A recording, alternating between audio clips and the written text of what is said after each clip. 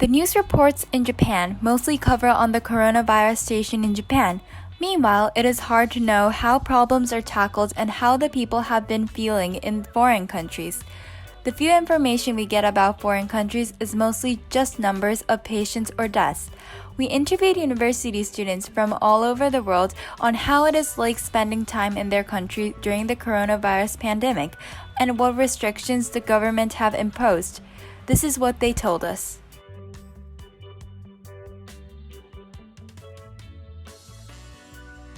In the UK, or at least Scotland, as far as I know, they started implementing the lockdown rules late February, early March. We're not necessarily allowed to go out, sit outside, unless we need to shop for essentials. Government measures got much more strict, and a lot of the social distancing measures were monitored, I guess, which understandable. But they said even if you have to walk with a mask on if you're going outside. Yeah, they can't ride taxis anymore to the city. The government, I think the province of BC, British Columbia, put down measures. I think they banned gatherings of more than 2 people. People couldn't go outside. I think some people were fined, things like that. So basically no one went outside. Everyone was stuck inside. Some of my friends decided to stay behind, and so they were just stuck in their homes or their dorms, basically. Actually, there is not fine, but you will be scolded by the police officer. So you will strip because we have some identity card, especially for the motorcycle or the car, and the police will strip your pass, so you cannot go.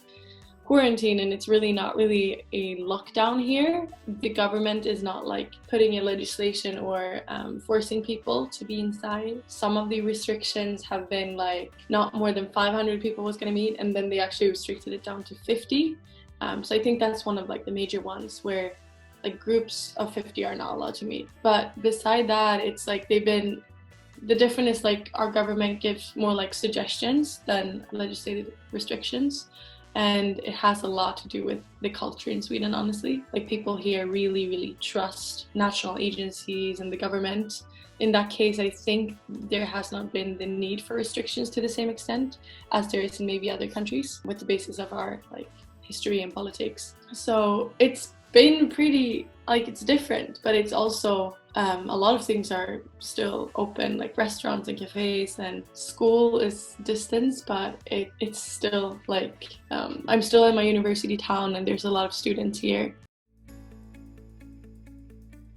I started to look for some kind of things to do to not get bored anymore. So I started some digital marketing courses. A lot of them became free because of the coronavirus, so it was pretty good for me. I started to look for a job, and I got one during the quarantine, remote job, but still a job. And yeah, we were meeting with friends, but online. We were playing some League of Legends or something different. I did some kind of project. Project is the Bantu Keluarga. Bantu Keluarga is in Indonesian language.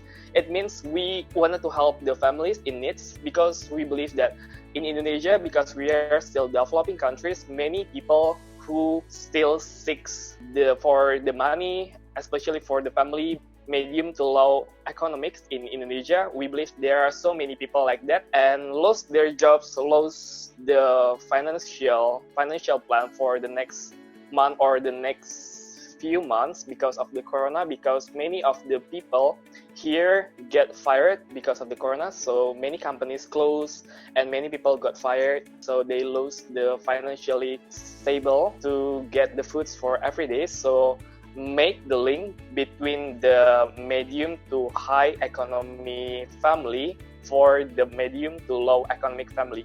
So we try to distribute the foods through the market for the families in needs with the money of the family that support this movement.